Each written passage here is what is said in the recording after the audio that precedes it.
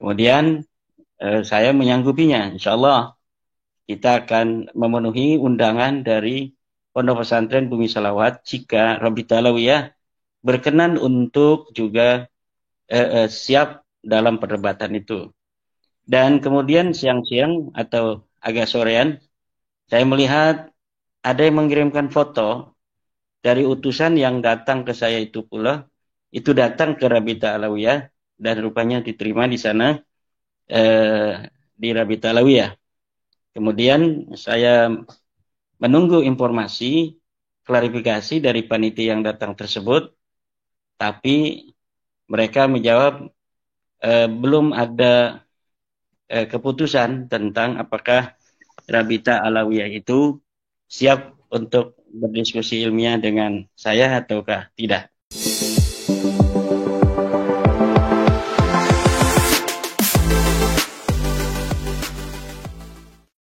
Assalamualaikum warahmatullahi ta'ala wabarakatuh. Belakangan ini ada beberapa tokoh yang bersedia menjadi penyelenggara debat terbuka, debat nasabah alawi, Kiai Haji Imaduddin versus Habib Rizik dan Habib Taufik. Pada saat kemudian ada isu akan menyelenggarakan debat ilmiah nasional yang mempertemukan tokoh-tokoh besar di sana dan melibatkan beberapa pihak, di mana ketika pihak panitia, salah satu utusan panitia berkunjung ke kediaman Kiai Haji Imaduddin, beliau mengatakan Kiai Haji Imad siap 100% berdebat dengan oknum Habib Ba'alawi siapapun itu, kalau si oknum Habib Ba'alawi merupakan perwakilan atau utusan dari Robito Alawiyah. Kalau tidak atas nama Robito Alawiyah, Kiai Haji Imaduddin tidak mau. Nah, seperti apa tanggapan dan kesiapan Kiai Haji Imaduddin ketika ditawari debat nasab dirinya dengan oknum Habib Rizik dan Habib Taufik? Nah, untuk itu mari kita simak tanggapan Kiai Haji Imad dalam video berikut ini. Memang betul ada seorang kiai ya, pertama dari Bogor, namanya Kiai Agus Salim, pimpinan Pondok Pesantren Ibnu Akil. Beliau adalah tokoh Nahdlatul Ulama di Kabupaten Bogor. Beliau berkenan untuk menjadi tuan rumah untuk diskusi ilmiah antara saya dan Rizik Syihab tentang nasab Balawi. Beliau Kiai Haji Agus Salim telah mengirimkan utusan ke pesantren saya, apakah saya berkenan untuk mengikuti debat yang akan diselenggarakan di Pondok Pesantren Ibnu Akil itu. Kemudian saya tentu menyanggupinya karena memang tidak ada alasan bagi saya untuk tidak menyanggupi diskusi ilmiah tentang nasab Balawi yang sudah terputus itu kan. Kemudian ada orang yang misalnya dari klan Balawi merasa ingin menguji dalil-dalil saya, walaupun sudah jelas dalil-dalil yang telah saya sampaikan berdasarkan kajian-kajian ilmiah yang sudah ke derajat fakta ilmiah yang sangat sulit untuk dibantah lagi. Tetapi untuk menghilangkan sebuah penasaran dari klan Balawi, insya Allah saya bersedia. Itu inti dari pertemuan dengan utusan dari Kiai Agus Salim dari Bogor, pimpinan Pondok Pesantren Ibnu Akil. Tapi saya belum tahu apakah dari pihak Kiai Agus Salim itu sudah menemui atau mengirimkan undangan juga terhadap Rizik Syihab. Yaitu pertama seorang kiai dari Bogor. Kemudian ada lagi seorang kiai dari Cilacap. Namanya Kiai Salim. Kiai Salim, pimpinan Pondok Pesantren Bumi Salawat, yang mengutus 3 orang untuk menemui saya di Pondok Pesantren Nahdlatul Ulum Cempaka, yang intinya bahwa kami ini katanya diutus oleh pimpinan Pondok Pesantren Bumi Selawat untuk mengundang kiai apakah bersedia jika Rabita Alawiyah bersedia untuk berdebat dan berdiskusi ilmiah di Pondok Pesantren Bumi Selawat. Kemudian saya menyanggupinya, insya Allah kita akan memenuhi undangan dari Pondok Pesantren Bumi Selawat jika Rabita Alawiyah berkenan untuk juga siap dalam perdebatan itu. Dan kemudian siang-siang atau agak sorean, saya melihat ada yang mengirimkan foto dari utusan yang datang ke saya itu pula, itu datang ke Rabita Alawiyah dan rupanya diterima di sana di Rabita Alawiyah. Kemudian saya menunggu informasi klarifikasi dari panitia yang datang tersebut, tapi mereka menjawab belum ada keputusan tentang apakah Rabita Alawiyah itu siap untuk berdiskusi ilmiah dengan saya ataukah tidak. Jadi itu yang beberapa waktu kemarin itu dinamika baru dalam diskursus nasab ini, di mana dari Rabita Alawiyah rupanya ini sudah, menurut saya ya, karena kemarin yang datang itu adalah yang tidak terkait dengan Rabita Alawiyah. Jadi dengan independen menginisiasi adanya perdebatan itu bukan dari Rabita Alawiyah, namun orang ketiga lah bisa dikatakan demikian, yaitu dari perwakilan pencatat nasab dari Sunan Ampel katanya, kemudian dari Naat, juga dari atas nama Pondok Pesantren Bumi Selawat. Jadi bukan inisiasinya dari Rabita Alawiyah. Dan saya kira Rabita Alawiyah sudah menyadari, atau para Balawiti, para Habib-Habib sudah menyadari bahwa memang nasab mereka ini apabila dibuktikan secara ilmiah itu tidak akan bisa, karena memang sesuatu yang bisa diperdebatkan itu kan adalah sesuatu yang bersifat perspektif subjektif, bersifat opini, sesuatu yang mengandung nilai-nilai ideologis, itu bisa diperdebatkan. Tetapi fakta-fakta ilmiah, sesuatu yang empiris, kesimpulan matematis, kesimpulan fisika, itu tidak bisa diperdebatkan. Jadi bukan diperdebatkan, tetapi dia fakta ilmiah itu hanya bisa dilawan dengan fakta ilmiah. Tidak bisa fakta ilmiah itu diselesaikan dalam debat. Jadi fakta ilmiah itu hanya bisa dilawan dengan fakta ilmiah. Fakta ilmiahnya saya sudah menemukan bahwa Anda Balawi bukan cucu Nabi. Anda mengaku baru di 895 Hijriah. Tidak ada kitab-kitab dari abad di mana dikatakan Ahmad bin Isa itu ada hidup, yaitu 345 Hijriah, sampai pengakuan Anda 895 Hijriah sebagai keturunan Ahmad bin Isa, itu tidak ada sama sekali data yang menguatkan bahwa Anda itu klaimnya benar. Ini fakta ilmiahnya begitu. Nah, fakta ilmiah ini hanya bisa untuk dilawan dengan fakta ilmiah lagi. Dan beberapa usaha fakta ilmiah yang disodorkan terbukti palsu. Kitab Abnaul Imam, Sa'duddin Al-Dhifari, manuskrip Abul Hasan Ali bin Jadid, dan sebagainya, semuanya terbukti bahwa itu manuskrip palsu yang diciptakan hari ini, kemudian diasosiasikan orang-orang di masa lalu.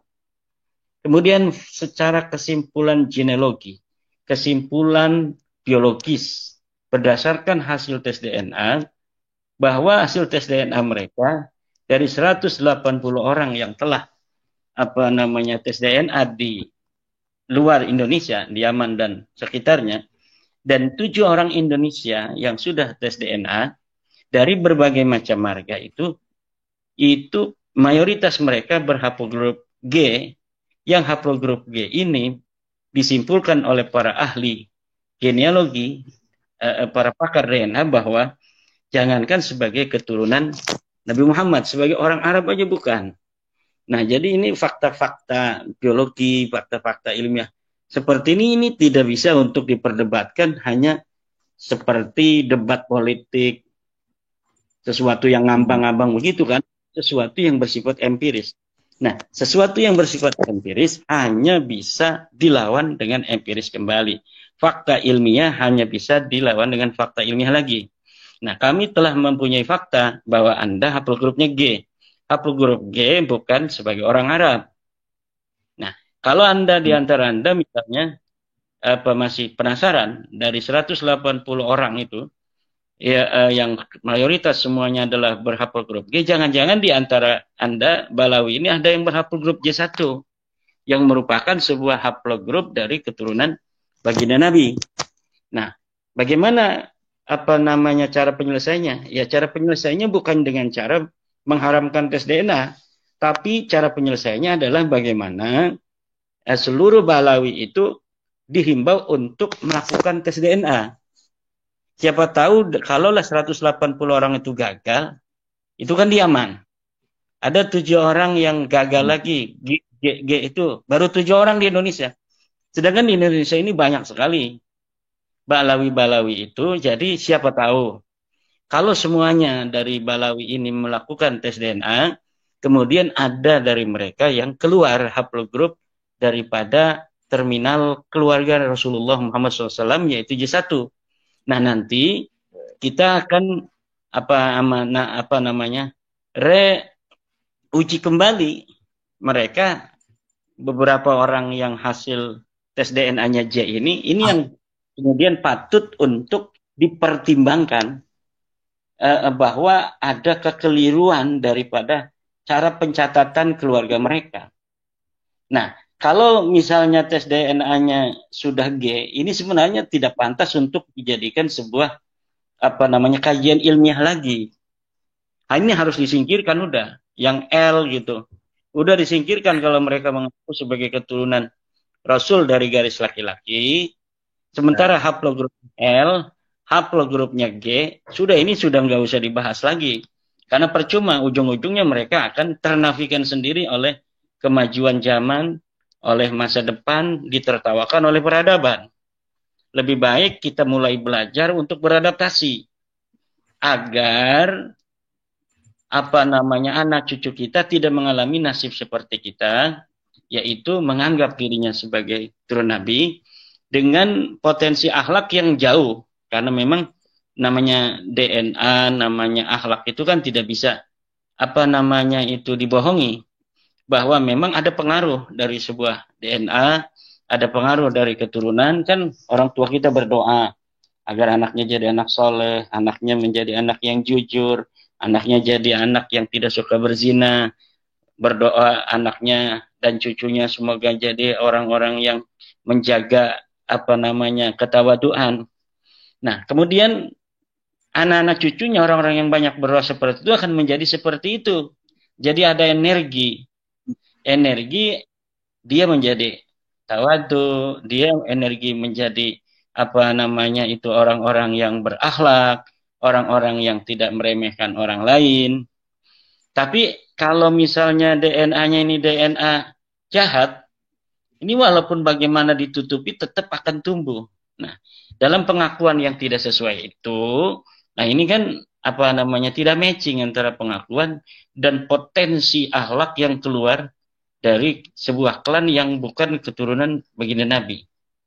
Nah, akhirnya akan mempermalukan daripada nama Nabi Muhammad SAW itu. Jadi informasi yang bisa saya bagi dengan Kang Mas Rifki Zulkarnain HM tentang dinamika perkembangan baru isu nasab terkait dengan adanya undangan debat dengan Rizik Syihab yang dilontarkan atau diinisiasi oleh Kiai Agus Salim, pimpinan Pondok Pesantren Ibnu Aqil, seorang tokoh senior NU di Kabupaten Bogor.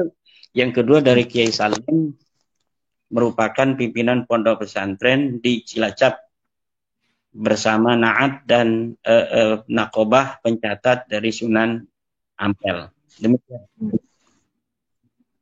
Ya, meskipun demikian kalau umpamanya debat itu memang akhirnya terselenggara kan Kiai Mat juga akan insya Allah pasti akan hadir kan Kiai. Insya Allah pasti itu kalimatnya kalimat yang saling bertentangan. Jadi Gimana yang kalau dari dulu kan begitu, saya memiliki sebuah persyaratan. Jadi kalau persyaratannya itu Rabi Talawiyah siap untuk berdiskusi di tempat yang netral, tempat yang ilmiah, ya kita siap. Selama ini kan mereka tidak mau juga. Mereka maunya di kandang sendiri, di Rabi Talawiyah, dalam waktu yang sebentar lagi, di 1-2 hari, kita akan bertemu di tempat lain. Nah, kemudian membuat framing bahwa saya nggak berani datang ke Rabi Talawiyah. Padahal bagaimana kita mau datang di Rabi Talawiyah tanggal 7, karena tanggal 10-nya kita akan ada di seminar nasional yang diselenggarakan oleh Universitas Islam Negeri Wali Songo. Ya, kan demikian. Jadi, marilah kita hentikan framing-framing jahat, framing-framing menghina, framing-framing tentang subjektivitas. Kita buktikan secara fakta ilmiah bahwa pengakuan kami sebagai cucu Nabi bisa dipertanggungjawabkan. Bisa nggak Anda mempersiapkan fakta-fakta ilmiah itu? Tentu tidak akan bisa, karena algoritma itu sudah saya ketahui.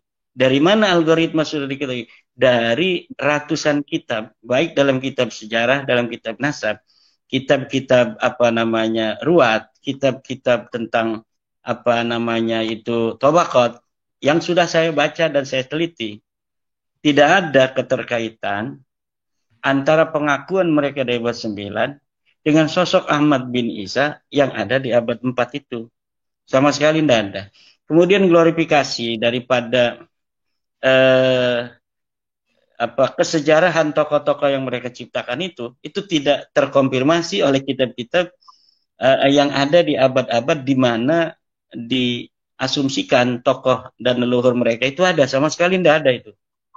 Demikian. Barangkali Rumel Abbas, Zaini, kemudian Kori Bangladesh, kemudian